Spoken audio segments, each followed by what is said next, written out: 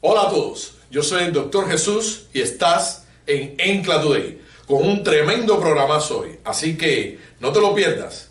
Comenzamos.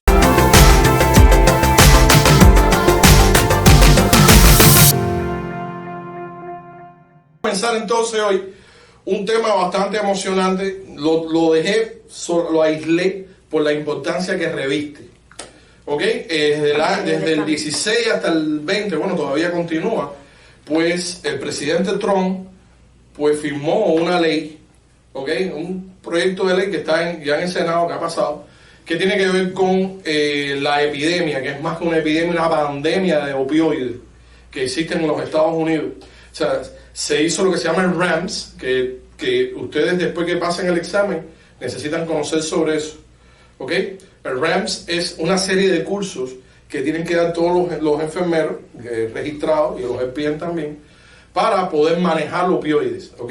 Porque realmente lo que hay es muchísimo. Por tanto, no sé si ustedes están de acuerdo conmigo que es uno de los temas más importantes, con aristas muy importantes, y vamos a hacer muchas preguntas de eso y vamos a tocar la mayoría de los tópicos. Hay tópicos que ustedes conocen, que están familiarizados con ellos, y hay otros tópicos que yo les prometo que van a aprenderlos hoy aquí, ¿ok? Sin más, vamos a comenzar, ¿ok? Vamos a comenzar con la definición de dolor, ¿ok? Que es muy simple, ¿verdad? O sea, el dolor, primero, entender que el dolor es un elemento subjetivo, ¿ok? El dolor es un síntoma, no es un signo. Recordar en enfermería que síntoma es sencillamente lo que los pacientes nos dicen que pasa, ¿ok? Y un signo es algo que usted pueda ver, medir, palpar, probar, ¿ok? Primera pregunta, ¿los síntomas en el ENCLA son creíbles? O sea, ¿tienes que creerle a un paciente el síntoma? Sí. La respuesta es sí, completamente, y en la vida real.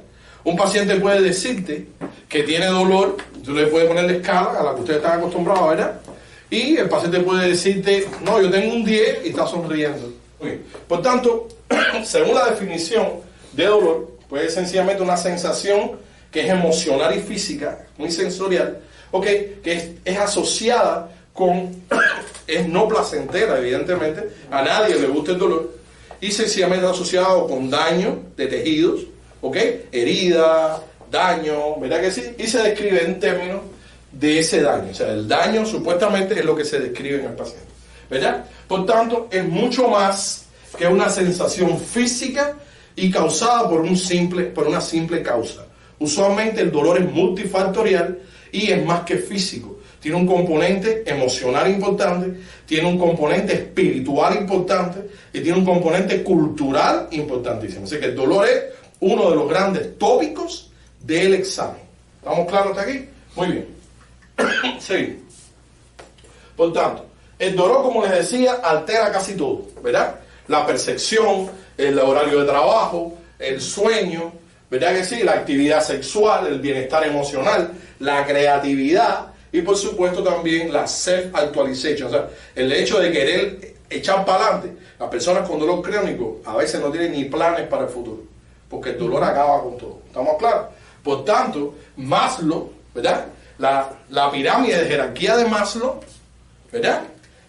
Trata el dolor muy, muy finamente. Mi Rodríguez, una pregunta, usted que lleva poco tiempo aquí y que estudió en Cuba me dijo, ok, ¿usted sabe lo que es la pirámide de Maslow? Sí, y vaya, yo lo estaba siguiendo a usted por YouTube y eso, pero no es que Muchas he gracias. estudiado nada. He oído, pero no es que he estado estudiando francamente en eso. Bueno, yo sé que los demás lo saben ampliamente. Bueno, la pirámide de Maslow, Abraham Maslow era un judío, okay, que en los años 70 hizo una teoría básicamente diciendo que las necesidades humanas son definidas como una pirámide. En la parte de abajo puso las necesidades más preventorias, las más importantes, y así subjetivamente iba subiendo, y a medida que estaba más en la cúspide, pues las necesidades eran menos prioritarias, menos rápidas. Estamos de acuerdo todo el mundo que dormir, comer y tener donde acostarte, una casa o comer y la eliminación y esas cosas son prioritarias antes que, por ejemplo, un lujo o un libro o pensar filosóficamente. ¿Estamos de acuerdo? Yo de todas maneras les traje a ustedes hoy una pirámide de Maslow de características modificadas, Porque Maslow, sí, la pirámide clásica tiene muy poquitas cosas. Pero sin embargo, ¿dónde vamos a poner el dolor? Dentro de Maslow. Porque eso es importante primero para poder contestar preguntas de dolor. Y la pirámide dice lo siguiente. Mira, mi Rodríguez, para que usted vea, esta no es la clásica, esta es una modificada. Pero si usted ve en la base, ¿verdad? Va a ver las cosas más importantes. En el examen vamos a ver preguntas de carácter prioritario. Yo hemos dado muchas veces la clase, ustedes saben perfectamente que hay un formato de preguntas donde se debe priorizar. ¿Qué es lo que la enfermera o enfermero debe hacer antes que nada?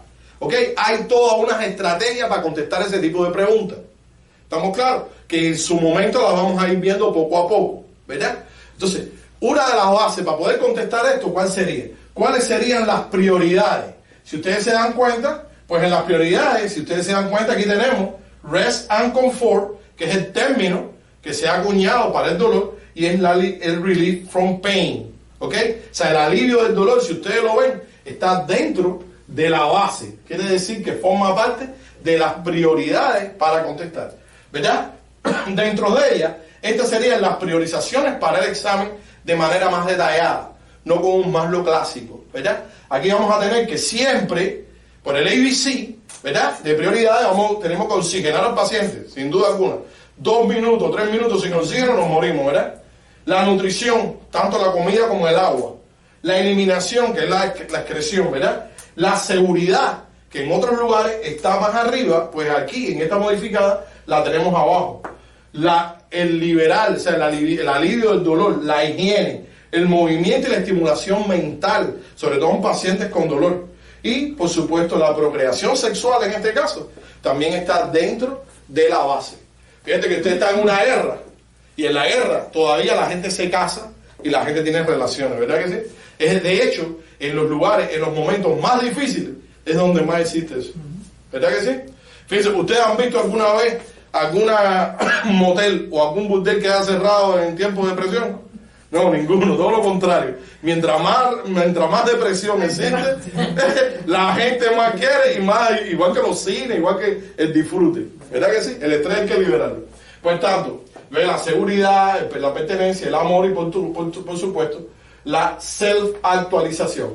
Este tipo de pirámide a mí no me gusta mucho, pero es la verdad. ¿Por qué? Porque mi industria está en la self-actualización. Yo estoy en lo último. La gente primero come, la gente echa gasolina y al final me pagan. ¿Estamos claros? Bien, seguimos. Ok, tenemos la primera pregunta. Esto es una pregunta que la pueden contestar. Es una pregunta sujeta a debate. Así que pueden hablar. Ok, dice, para los nuevos. Mi Rodríguez, para usted que nunca ha visto que nunca se ha examinado aquí. Ok. Todas las preguntas del examen tienen 3 partes importantes que son importantes verlas por separado. La mayoría de los estudiantes cometen el error de ver todo junto. Las cosas no se ven juntas. Las preguntas tienen partes que hay que separar. La primera es el escenario STEAM. Dice, la enfermera está haciendo un assessment, colectando data, de un leg pain de un cliente el cual just ha sufrido, undergo es que ya pasó, un right femoral popliteal artery bypass grafting. O sea, esto es un tipo de procedimiento. La primera pregunta, la primera que yo consejo que les doy es que no se asusten por los nombres, ¿ok?, de los procedimientos quirúrgicos. Mucha gente ve eso y lo primero que hace es asustarse. No, funciona así. Créanme que de lo único que está hablando ahí, el examen del ENCLA es de enfermería, no es de medicina. Por tanto, casi siempre es los cuidados in o postoperatorio del paciente, como este caso. En este caso es un postoperatorio. Por tanto, la mayoría en las preguntas, el nombre de un tipo de procedimiento, operación, lo que sea, es sencillamente, meramente, pa' bonito, ¿ok? O sea, decorativo. ¿Estamos claros? Ahora, si es importante, hasta aquí estamos claros. Entonces, este es el STEAM, este es el escenario. Tenemos un paciente, ella está haciendo un assessment, ¿ok?, de un dolor de una pierna en un cliente que ya pasó este tipo de procedimiento. ¿Estamos claros hasta ahí? Hasta ahí picamos. Miramos para acá. ¿Cuál pregunta debe ser la más siempre que tengamos el buzzword must, es una pregunta de priorización? Así es. Sí lo es. Must es una pregunta de priorización. Siempre. Las preguntas de priorizaciones no siempre te dicen priorizar o qué hace la enfermera first. Por tanto, must es una pregunta de priorizaciones. Muy bien, seguimos. Es la más útil, por tanto, todo debe ser útil, pero la pregunta versa trata de ver qué es lo que es útil o de ver lo que es lo más útil entre lo útil. Ok. En determinar whether the client está experimentando una oclusión de ese grafo. ¿Estamos claros? Eso es la pregunta. Primer consejo para todos. Si no entendemos lo que nos están preguntando, nunca le vamos a dar la respuesta correcta. Por tanto, lo primero es entender de que el paciente tiene un problema. Pasó una operación y estoy viendo que tiene un problema. ¿Qué problema? Oclusión de ese procedimiento. Por tanto, en mi mente, siempre recordar que la solución, a no ser que sea la estrategia de comunicación terapéutica, siempre la respuesta está ¿dónde? La pregunta. En el sting de la pregunta. Muy bien. Pero en este caso, si ustedes ven, está entre comillas. Y por tanto, ¿qué estrategia la que usamos aquí? Comunicación terapéutica. Muy bien. Por tanto, en este caso, las soluciones están en las opciones, no están en el sting. ¿Estamos de acuerdo ahí? Muy bien. Por tanto, dice la primera opción. Can you describe what the pain feel like? Ok, Saraí, ella cogió la 1, ¿verdad, Sari? Pero ¿por qué lo hizo? ¿Quiere que me meta en la cabeza Saraí? Saraí lo hizo porque es la única de ellas que es open end question, donde le dice al paciente, descríbeme lo que está sucediendo. Y por tanto es una opción que dice, háblame bastante, ¿verdad? Es donde se hace un assessment completo. ¿No es verdad, Saraí? Sin embargo, siempre se coge assessment. Assessment es first. Sí lo es. ¿Cuáles son las excepciones de la regla? 3 ocasiones. ¿Cuándo no se coge un assessment? Cuando ya está hecho, cuando no es relevante para lo que la pregunta quiere decir. ¿Y cuál es la otra? En estados de emergencia. ¿Sí o no? ¿Sí, Saraí, o no? Sí. Sí, ok. ¿Te parece que un paciente que tiene un grafting, que le acaban de hacer una operación, y la pregunta versa, trata acerca del experimento, de que está experimentando o puede estar experimentando una oclusión, ¿no te parece un estado de emergencia? Sí. Sí, pero aparte de eso, si tú ves, la enfermera está assessing. ¿No está haciendo un assessment ya? Entonces, la respuesta que está aquí abajo no es el assessment que ella está haciendo. Esto forma parte del assessment. ¿Es verdad o no? Ok, sí. Pero estamos de acuerdo que estamos en un estado de emergencia, al menos relativa. Ok, bien, perfecto. Seguimos. Can you rate the pain on the escala del 1 al 10? Hay quien puso la 2. ¿Qué les parece, verdad? Sí. Sin embargo, ¿cuál es la ley en el examen? Responder los client needs. No importa lo que yo crea, siempre se responde acerca qué es lo que cumple, qué es lo que resuelve el client needs. Necesidades de mi cliente. Y la necesidad de mi cliente es decir, ¿dónde o cómo yo puedo creer que hay una oclusión de un grafo? ¿Ustedes creen realmente que cuando él dice esto, usted va a ver la oclusión del grafo? ¿Qué importancia tiene? Puede que el grafo esté ocluido. Y cuando yo le pregunto al paciente, imaginemos que tengamos a un paciente. A uno le pregunto, ¿cuál es tu dolor? ¿El dolor no es subjetivo? Entonces, ¿realmente tú crees que el paciente te va a decir a ti la cantidad de dolor real que tiene y que tiene que ver con la oclusión? Yo te puedo decir a ti, no, yo tengo un 2, y tú me puedes decir, no, yo tengo un 4. ¿Qué quiere decir? ¿Que el del 2 no está ocluido y el del 4 sí? ¿Por qué? Porque el paciente te lo dice. Entonces, no estamos hablando que el dolor es subjetivo y por tanto no es un signo. ¿Y qué es lo que estamos buscando aquí? Un signo. Porque este es un signo de oclusión. ¿Ya lo entienden? Seguimos. Entonces, ¿realmente tú crees que porque el paciente te diga, estoy ocluido, tengo un 2, un 4 o un 10, es lo mismo que el azúcar? Tengo el azúcar alta. El azúcar alta no es 300 y 500. Los dos son azúcar alta. ¿Qué sentido tiene que yo tenga la... Porque si yo tengo el azúcar de 300, tú no me vas a hacer cosas porque yo tengo 500. O no se hace lo mismo. Se hace exactamente lo mismo con la insulina. Lo que puede variar es la cantidad de insulina. Entonces, cuando ustedes tengan un paciente, ¿verdad que sí? Donde busquen las necesidades del cliente, búsquenlo. Y la necesidad del cliente aquí es que el paciente puede estar teniendo una oclusión. ¿Sí o no? Pero también hay cirugía aquí, ¿verdad? Ok, muy bien. Seguimos. Did you get any relief from the last dose of pain medication? El paciente, sí. ¿Tú sientes algún alivio con la medicación? ¿Y eso qué tiene que ver con la oclusión? El hecho de que el tipo esté aliviado o no esté aliviado, porque el dolor, el alivio del dolor, ¿tiene algo que ver con algo que esté ocluido o no? ¿O es con el dolor? Analicen. Ahora seguimos. 4. Can you compare this pain to the pain que usted sintió antes de la cirugía? Porque antes de la cirugía, ¿qué había? Había una oclusión. Y se le hizo un graft.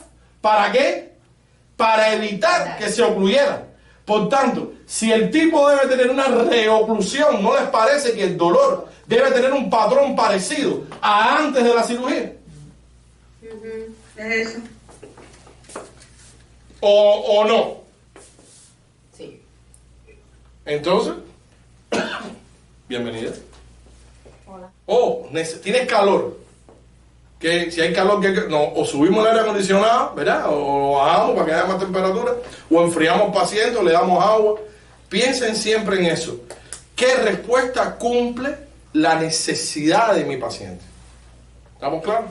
Ya sea en forma de intervención, pero también en forma de... ¿Me entienden? Muy bien.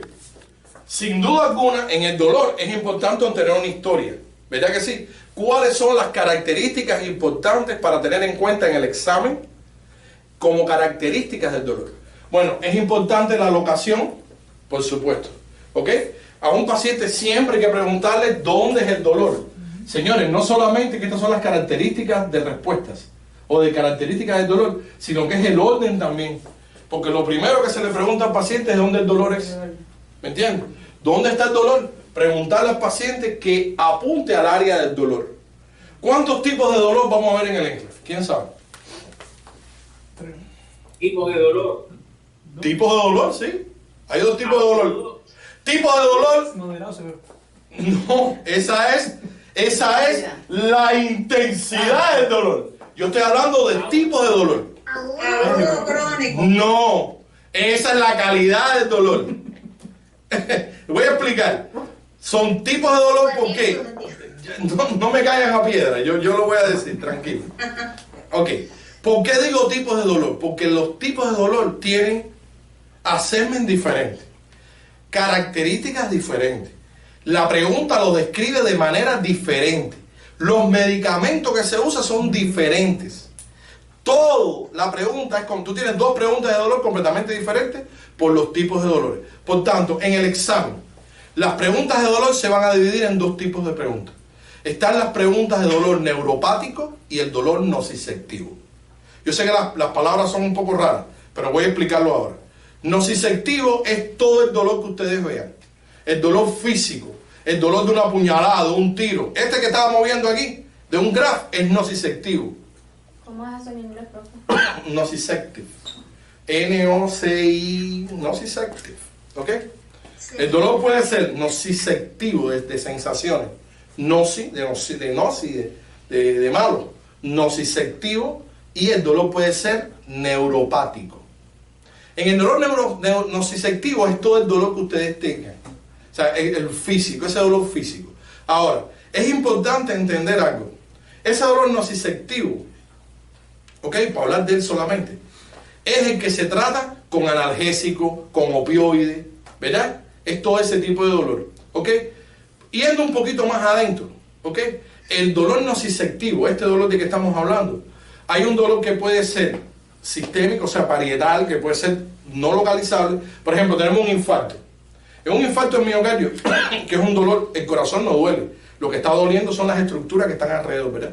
Por tanto, cuando ustedes han visto que un paciente es un infarto en miocardio dice, no, el dolor me duele aquí. No, dice, tengo un dolor retroesternal, me falta el aire y me duele. Entonces, ese dolor no localizable usualmente es de pared, no es ningún órgano. Ese es el único detalle que quiero enseñarles. Siempre que el paciente diga que no puede localizar el dolor, el área del dolor, el dolor no es de órgano, no es ningún órgano. En el órgano, el paciente dice, me duele aquí. ¿Entendieron? Ese es el único detalle para el ENCLA que quiero que aprendan. Vuelvo y repito. En el dolor nociceptivo, que es cualquier dolor, casi todos los dolores, existe un tipo de dolor que es no localizable. El paciente dice, yo no puedo. Por tanto, no apunten en el ENCLA. Por ejemplo, para hacer concretamente. A mí me duele aquí. Eso no tiene nada que ver con una apendicitis. ¿Entienden? ¿Ok? O sea, siempre que sea un órgano, el dolor va a ser localizable en algún lugar. En la apendicitis está el punto más vulnerable. Me duele aquí exactamente. ¿Me entienden?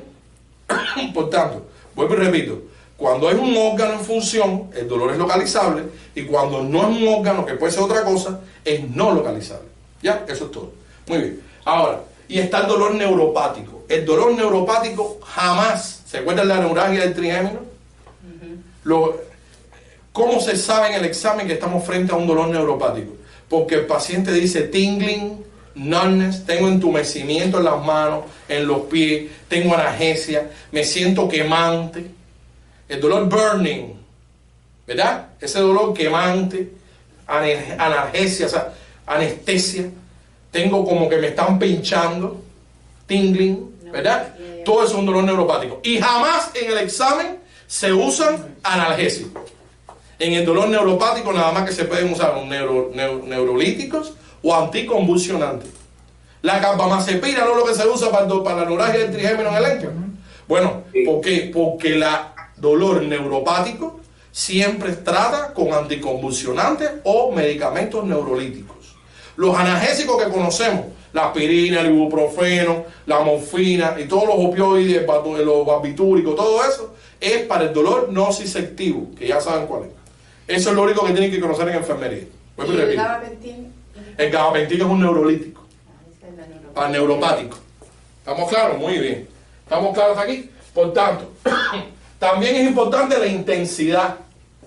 Ahora vamos a ver las tablas. ¿Ok?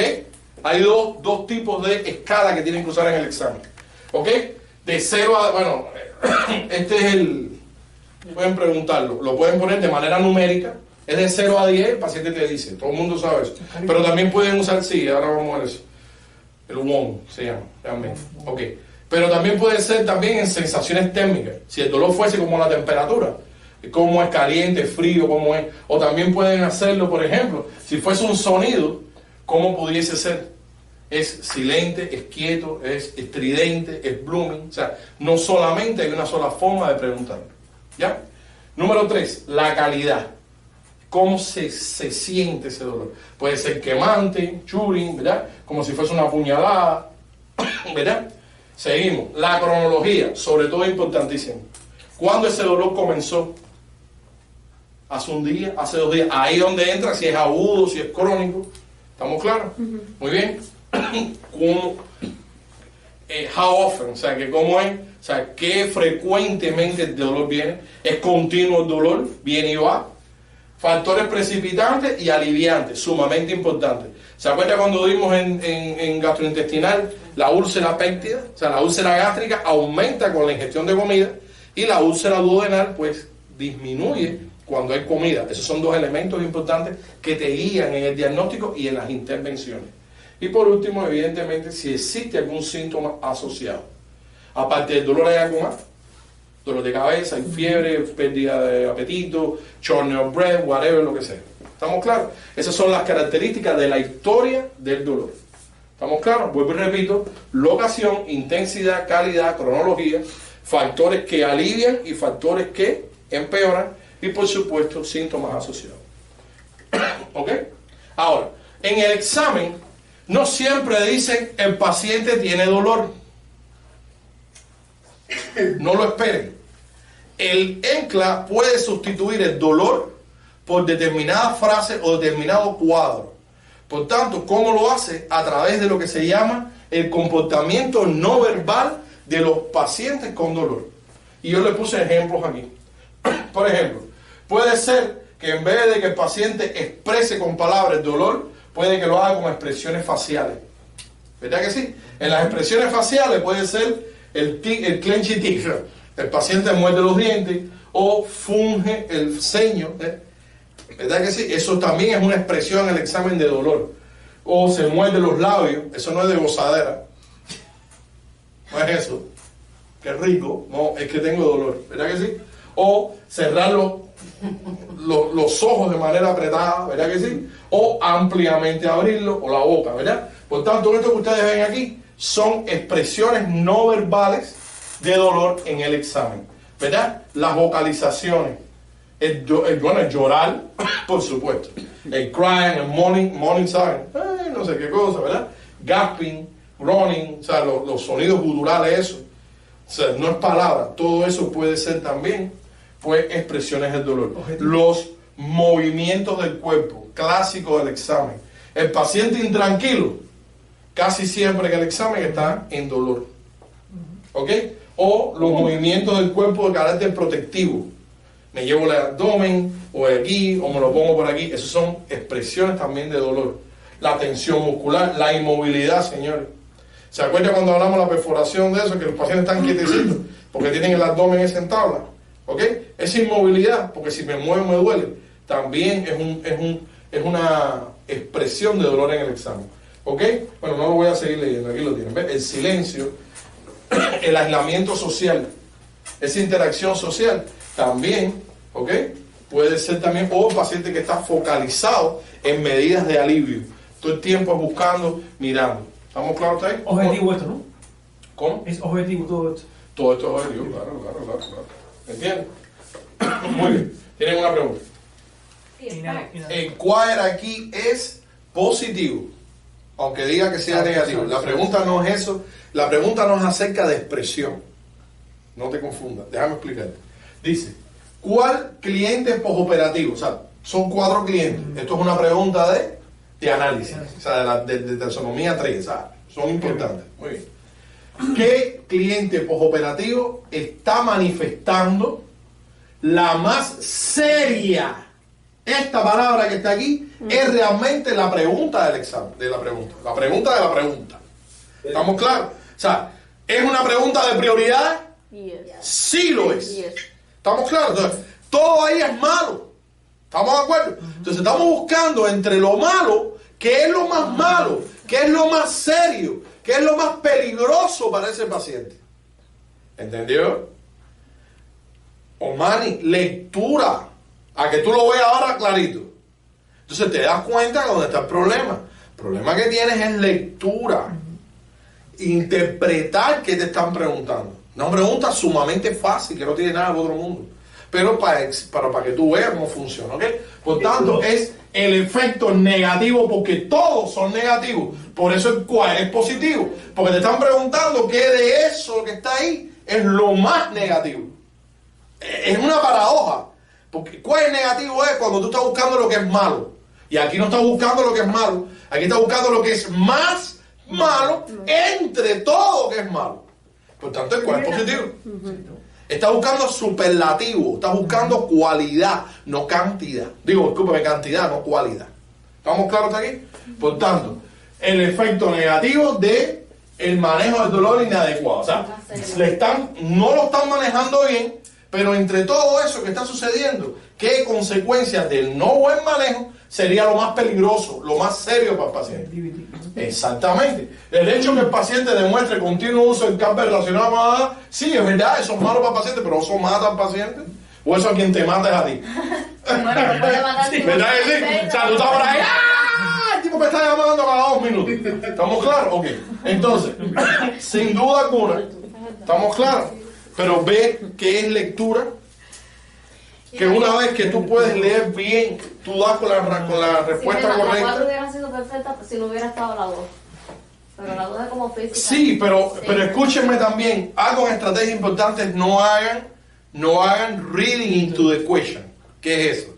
No, si la 2 no estuviese, la 4. Sí, claro, estamos de acuerdo, pero la 2 está. Sí, pero ese no es el punto. Pero el hecho de que tú te sientes, sí, pero yo sé por dónde tú vienes. Dice, no, porque él se siente deprimido, no puede suicidarse. Exacto, pero ahí no dice que se está suicidando. Yo asumí que se podía. Ahí estamos. De hecho, son preguntas fáciles, vamos a hacer preguntas más difíciles. Pero para que puedan entenderlo.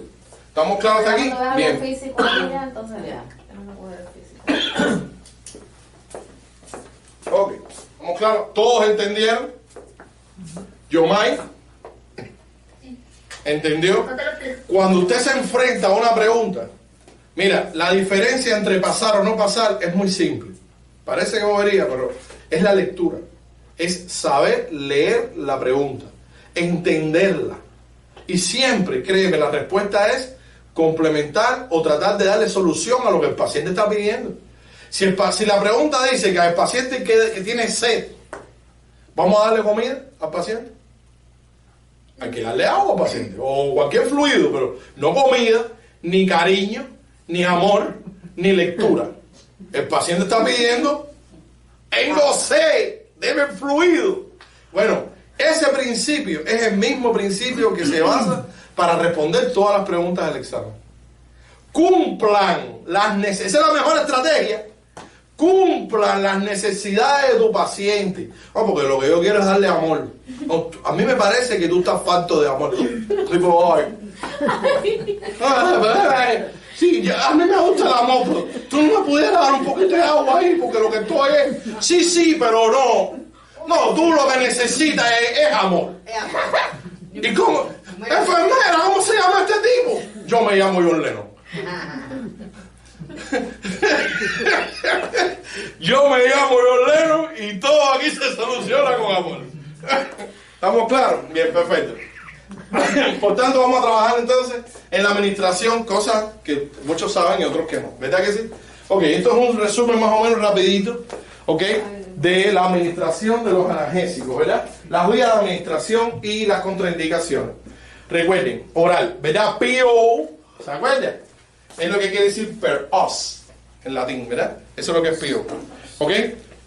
Por tanto, dentro de las vías de administración de medicamentos, tenemos la oral, la rectal, la intramuscular, y aquí tienen las contraindicaciones más importantes que el examen esgrime. Por tanto, siempre que en el examen tengan un paciente por vía oral, ¿verdad? Siempre básicamente se fijan en la irritación gastrointestinal. Lean lo que siempre digo. Si tú tienes un paciente que le están poniendo un IV, ¿en serio te vas a preocupar por la irritación gastrointestinal que el paciente tenga? Ese no es el punto. Por tanto, solamente tener la vía de administración puede indicarte, básicamente, cuáles serían los side effects que un medicamento puede tener. Fíjense en la vía de administración, si es que la vía está. ¿Estamos claros? Por tanto, eso sería sentido general. ¿Verdad? La Voy vía a hacer de... una pregunta. ¿Esos PowerPoint se guardan al final de la clase?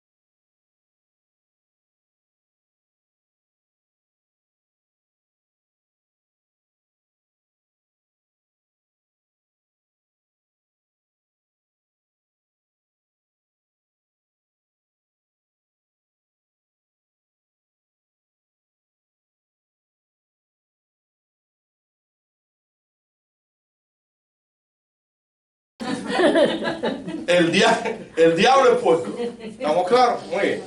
Perfecto. Administración, ¿verdad? ¿Ok? O sea, bolos intravenosos, infusión intravenosa y sobre todo en analgesia, el PCA que le encanta al examen. ¿Ok? En el PCA es una bomba, ¿verdad que sí? Donde controlan la analgesia del paciente con estas características que son las más importantes. ¿Verdad? Aquí tenemos el bolo intravenoso IV, que que usualmente es para situaciones rápidas. Rápido vengo, rápido me voy. Para eso se hace el bolo. ¿Verdad que sí? Y estas son las contraindicaciones. Usualmente cuando el dolor es prolongado y se necesita, pues no se puede usar. Se usa más bien para infusión intravenosa. ¿Ok? Ustedes pueden ver que en este caso es cuando tú necesitas, por ejemplo, dar opioides de manera constante, a largo plazo. ¿Ok? Esas son las características más importantes y por supuesto las contraindicaciones. ¿Ok? Que por supuesto requiere un pump para poder poner una infusión, si no, no hay invento. Y por último aquí tenemos ya el PCA, que es muy famoso, muy testeado en el examen, ¿ok? Que es sencillamente un equipo que tiene ya la carga predeterminada, precalculada de la analgesia que viene para el paciente, ¿ok? Y cosas malas que tienen es que el paciente. supervisión, sí. Eso es patient control. Patient control, pero también recuerden algo, hay características, después cuando lo vemos, ustedes van a ver también lo que es el PCA, porque también en el ENCLA actual hay una cosa, ¿se acuerdan cuando hablamos del Munchausen by proxy? Todavía no hemos dado la clase. No hemos dado la clase, pero yo hablé un poquito de eso. Recuerden, por ejemplo, lo que se llaman los síntomas somatiformes, exactamente. ¿Sabes? Son síntomas físicos que ocurren a partir de enfermedades mentales, ¿verdad? ¿Okay? En este caso, uno de ellos es el Munchausen Syndrome by proxy.